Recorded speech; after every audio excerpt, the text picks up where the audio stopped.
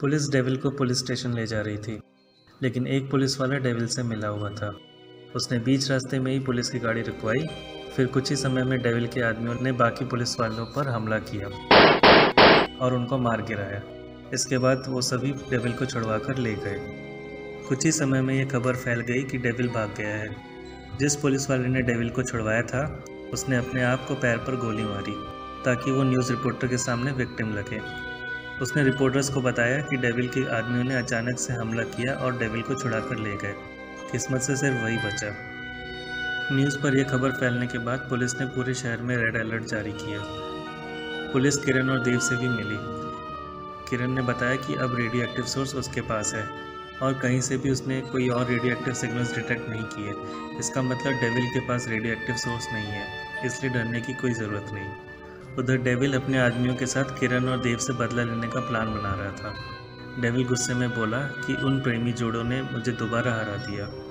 फिर डेविल का एक आदमी ने कहा, आप टेंशन मत लो बॉस, वो दोनों आपके सामने कुछ नहीं है, बस वो काली चीज़ है उनके पास जिसकी वजह से वो इतने ताकतवर बन गए हैं। तो डेविल ने कहा, तो मेरे पास भी तो वो लाल पत्थर था, रेडियो एक्टिव सोर्स, फिर मैं क्यों नहीं जीत पाया उनसे। ये सुनने के बाद थोड़ी देर सब शांत रहे। फिर एक आदमी ने बोला, बॉस, उस लड़के के पास उसकी गर्लफ्रेंड है, लगता है बहुत दिमाग वाली है। आपने ही बताया कि कैसे वो मोबाइल से उन बड़े हाथों को कंट्रोल कर रही थी। बंदी होगी बहुत इंटेलिजेंट। मेरे ख्याल से वो लड़के से ज़्यादा लड़की डेंजर है। फिर डेविल ने उसकी बात पर गौर किया, थोड़ा सोचा और फिर उसने कहा, उठा लो लड़की को। एक रात किरण अपने घर जा रही थी। रास्ते में वो एक गली से गुजरी। उस गली में स्ट्रीट लाइट्स बहुत ही कम रोशनी में थे और वो गली काफ़ी सुनसान थी। किरण को थोड़ी दूर पर अपने रास्ते में कोई खड़ा हुआ नजर आया। किरण उसको देखकर रुक गई। उसको समझ नहीं आया कि वो कौन है। उसने पूछा, कौन हो और मेरा रास्ता क्यों रोक के रखे हो। उस आदमी की आवाज़ आई, भूल गई, मैं वही हूँ जिसने तेरे बॉयफ्रेंड को अपाहिज बनाया था। किरण ने कहा, डेविल। डेविल जोर से हंसने लगा। फिर किरण ने अपना हाथ जिसमें उसने घड़ी पहन रखी थी उसको डेविल की तरफ बढ़ाया और बोली, क्या चाहते हो, अपने आप को सरेंडर कर दो, नहीं तो तुम्हें अपनी जान गंवानी पड़ेगी। ये सुनकर डेविल और जोर से हंसने लगा। किरण ने फिर उसके पैर पर अपनी घड़ी से बैलेटर की गोली चलाई। वो गोली उसके पैर से लगकर वापस की घड़ी में आ गई, लेकिन डेविल को कुछ नहीं हुआ। वो वैसा का वैसा ही खड़ा रहा। ये देखकर किरण थोड़ी हैरान हुई। उसने फिर से गोली चलाई, लेकिन इस बार डेविल के माथे पर। गोली सर फाड़ के वापस किरण की घड़ी में आ गई, लेकिन इस बार भी डेविल को कुछ नहीं हुआ। किरण ने जब तीसरी बार गोली चलाई, इस बार गोली वापस नहीं आई और डेविल वैसा का वैसा ही खड़ा रहा और हंसता रहा। किरण को समझ नहीं आया कि आखिर हो क्या रहा है। वो धीरे धीरे डेविल की तरफ बढ़ी। जब उसके पास पहुंची तो देखा कि वो डेविल नहीं, उसका पुतला था। तभी डेविल पीछे से आया। उसने किरण से कहा, क्या हुआ, अपनी गोली ढूंढ रही हो। दरअसल इस बार तुम्हारी गोली मेरे बॉक्स में कैद है, अब तुम क्या करोगी। ये कहते हुए डेविल ने किरण के हाथ पकड़ लिए। किरण ने पूछा, क्या चाहते हो तुम। तो डेविल ने जवाब दिया, तुम्हें अच्छी तरह मालूम है कि मुझे क्या चाहिए। मुझे वो काली चीज़ चाहिए थी, लेकिन अब वो लाल पत्थर भी तुम्हारे पास है। अब मुझे वो दोनों चीज़ें चाहिए। किरण ने कहा, मैं तुम्हें कुछ नहीं दूंगी, और उसने दूसरे हाथ से अपना मोबाइल निकाला, लेकिन डेविल ने वो मोबाइल भी छीन लिया।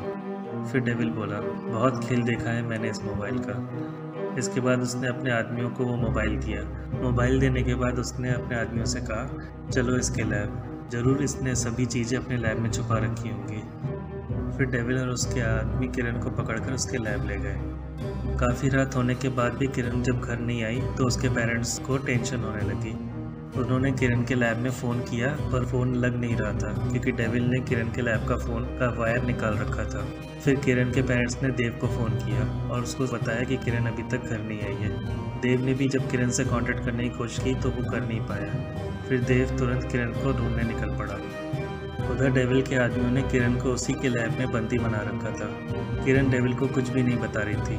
फिर डेविल ने किरण से कहा, मैं मर रहा हूँ, न्यूक्लियर सोर्स यूज़ करने की वजह से मेरी बॉडी अंदर से काफ़ी खोखली होती जा रही है। मैं चाहता हूँ कि तुम मेरे लिए उस काली चीज़ से ऐसा सूट बनाओ जिससे कि मुझे उस रेडिएशन का कोई असर ना हो। मैं ठीक होना चाहता हूँ, इसमें गलत क्या है। तो जवाब में किरण ने कहा, तुम लोगों की जान लेते हो, मैं तुम्हारी मदद कभी नहीं करूँगी। किरण का जवाब सुनने के बाद डेविल गुस्से में किरण की तरफ बढ़ा, लेकिन तभी किरण का मोबाइल जो कि डेविल के हाथ में था वो बजने लगा। डेविल ने जब मोबाइल देखा तो उसमें कुछ फ्रीक्वेंसी रीडिंग्स आ रही थी और वो लाल पत्थर की फ़ोटो भी।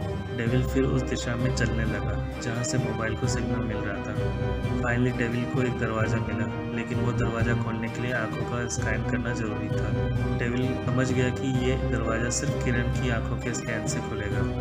फिर डेविल किरण को पकड़कर दरवाजे के पास ले गया। किरण ने अपनी आंखें बंद रखने की कोशिश की, बट डेविल ने जबरदस्ती उसकी आंखें स्कैन करवाई और दरवाज़ा खोला। तभी देव लैब का दरवाज़ा तोड़कर अंदर घुसा। उसके साथ पुलिस भी थी। पुलिस ने डेविल के सभी आदमियों को पकड़ लिया, लेकिन देव को किरण नहीं दिखाई दी। उसने किरण को पुकारा, तभी दूसरे कमरे से किरण की भी आवाज़ आई। फिर देव और पुलिस उस दूसरे कमरे में गए तो उसने देखा कि डेविल ने किरण को एक हाथ से पकड़ रखा है और दूसरे हाथ में वो लाल पत्थर था। देव ने डेविल से कहा, आखिरी बार बोल रहा हूँ, किरण को छोड़ दे। फिर डेविल ने कहा, ये लाल पत्थर देख रहे हो?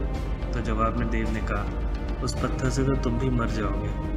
फिर डेविल ने कहा, मर तो मैं वैसे ही रहा हूँ, रोज़ थोड़ा थोड़ा, लेकिन आज मैं ये लड़ाई यहीं ख़त्म कर देता हूँ। मैं जा रहा हूँ, लेकिन तेरी जान भी लेकर जा रहा हूँ। ये कहते हुए डेविल ने वो लाल पत्थर किरण के मुंह में डाला।